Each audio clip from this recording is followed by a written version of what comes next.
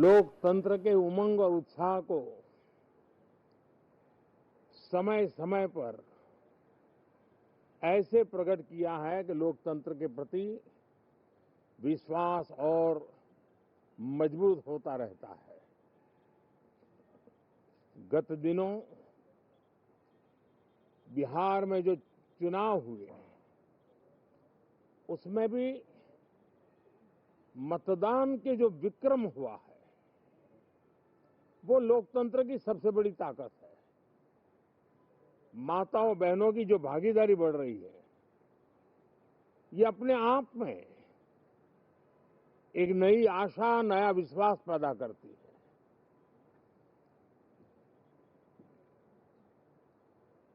एक तरफ लोकतंत्र की मजबूती और इस लोकतांत्रिक व्यवस्थाओं के भीतर अर्थतंत्र की मजबूती, इसको भी दुनिया बहुत बारीकी से देख रही है। भारत ने सिद्ध कर दिया है डेमोक्रेसी कैन डिलीवर। जिस गति से आज भारत की आर्थिक स्थिति नई ऊंचाइयों को प्राप्त कर रही है, विकसित भारत के लक्ष्य की ओर जाने में ये हमें नया विश्वास तो जगाती है, नई ताकत भी देती है। साथियों, ये सत्र संसद देश के लिए क्या सोच रही है, संसद देश के लिए क्या करना चाहती है, संसद देश के लिए क्या करने वाली है, इन मुद्दों पर केंद्रित होनी चाहिए। विपक्ष भी अपना दायित्व निभाएं, चर्चा में ऐसे मुद्दे उठाएं, मजबूत मुद्दे उठाएं, पराजय के निराशा में से बाहर निकल करके आए। और दुर्भाग्य है कि एक आध दो दल तो ऐसे हैं कि वो पराजय भी नहीं पचा पाते। और मैं सोच रहा था बिहार के नतीजे इतना समय हो गया है तो अब थोड़ा संभल गए होंगे, लेकिन कल जो मैं बयानबाजी सुन रहा हूं उनकी, तो उसे लगता है कि पराजय ने उनको परेशान करके रखा है। लेकिन मेरा सभी दलों से आग्रह है कि शीतकालीन सत्र में पराजय की बौखलाहट का वो मैदान नहीं बनना चाहिए और ये शीतकालीन सत्र विजय के अहंकार में भी परिवर्तित नहीं होना चाहिए। बहुत ही संतुलित तरीके से जिम्मेवारी के साथ जनप्रतिनिधि के रूप में देश की जनता का हमसे जो हमें दायित्व दिया है और हमसे जो अपेक्षाएं हैं उसको संभालते हुए हम आगे के लिए सोचें, जो है उसको कैसे अच्छा कर सकें। अगर बुरा होता है तो उसमें सटीक टिप्पणी कैसे कर सकें ताकि देश के नागरिकों का भी ज्ञानवर्धन हो। ये मेहनत का काम जरूर है लेकिन देश के लिए करना चाहिए। और मैं आशा करता हूं, मेरी एक सबसे बड़ी चिंता रही है पिछले कई लंबे समय से, सदन में जो पहली बार चुन करके आए हैं या जो छोटी आयु के हैं, वैसे सभी दलों के सभी सांसद बहुत परेशान हैं, बहुत दुखी हैं। उन्हें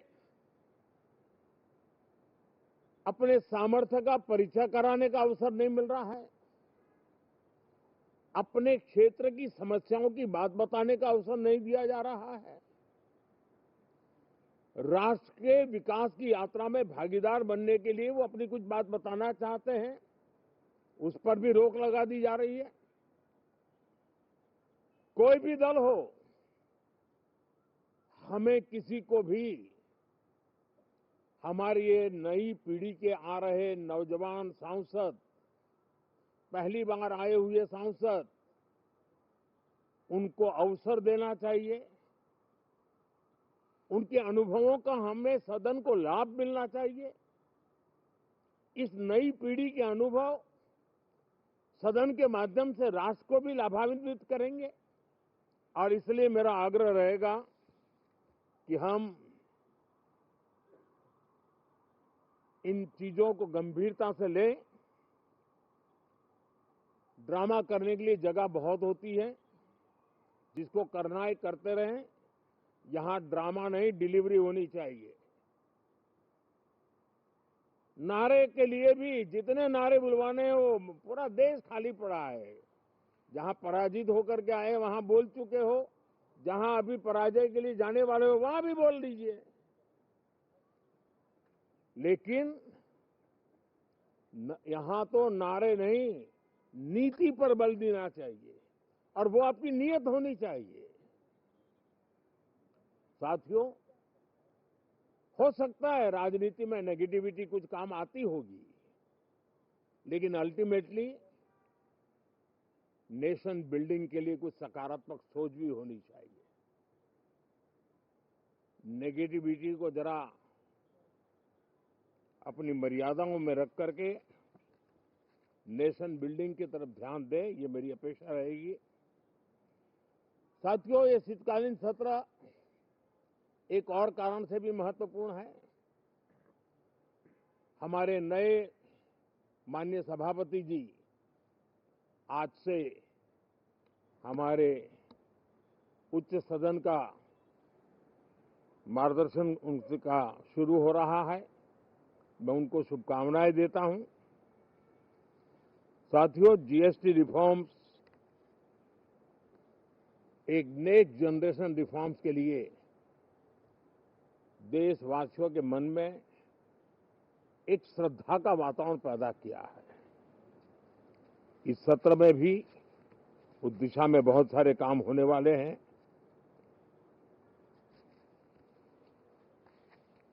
हमारे देश का एक हमारे मीडिया के मित्र कभी अगर एनालिसिस करेंगे तो उनको ध्यान में आएगा कि पिछले कुछ समय से हमारे सदन को या तो चुनावी का वार्मिंग अप के लिए उपयोग किया जा रहा है, या तो पराजय की बौखलाहट करने को निकालने के लिए उपयोग किया जा रहा है। अब मैंने देखा है कुछ प्रदेश ऐसे हैं कि सत्ता में रहने के बाद इतनी एंटी इनकम्बेंसी है कि वो वहां जनता में जा नहीं पा रहे हैं, वहां लोगों के बीच जाकर के अपनी बात बता नहीं पा रहे हैं, और इसलिए सारा गुस्सा या सदन में आकर के निकालते हैं और सदन को अपने उस राज्य की राजनीति के लिए इस्तेमाल करने की नई परंपरा को कुछ दलों ने जन्म दिया है। अब उन्होंने एक बार चिंतन करना चाहिए कि पिछले 10 साल से ये जो खेल खेल रहे हैं, देश स्वीकार नहीं कर रही है इन पद्धतियों को, तो अब थोड़ा बदलें, अपनी रणनीति बदलें। मैं टिप्स देने के लिए तैयार हूं उनको कैसे परफॉर्म करना चाहिए, लेकिन कम से कम सांसदों के हकों पर तराप मत लगाइए। सांसदों को अभिव्यक्ति का अवसर दीजिए। अपनी निराशा और अपने पराजय पे सांसदों को बलि मत बनाइए। मैं आशा करता हूं कि इन जिम्मेवारियों के साथ हम सब चलें, लेकिन मैं देश को विश्वास देता हूं कि राष्ट्र प्रगति की राह पर चल पड़ा है। राष्ट्र नई ऊंचाइयों को पार करने की दिशा में आगे बढ़ रहा है और ये सदन भी उसमें एक नई ऊर्जा, नया सामर्थ्य भरने का काम करेगा, इसी विश्वास के साथ बहुत बहुत धन्यवाद।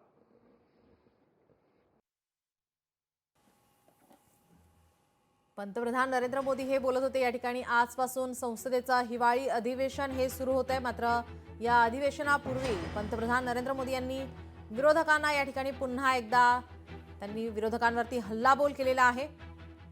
चर्चेत चांगले मुद्दे उचलून बोललं पाहिजे असंही सल्ला या ठिकाणी मोदी यांनी दिला आहे। तर विरोधी पक्षाने पराभवातून बाहेर येऊन कामाला लागावं असंही या ठिकाणी पंतप्रधान मोदी यांनी म्हटलंय।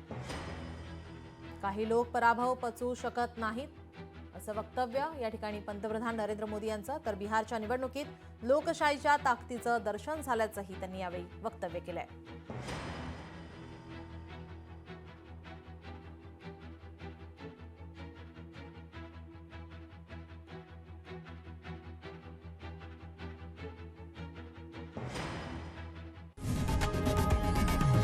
लोकशाही मराठी ऐका, पहा, जागरूक रहा।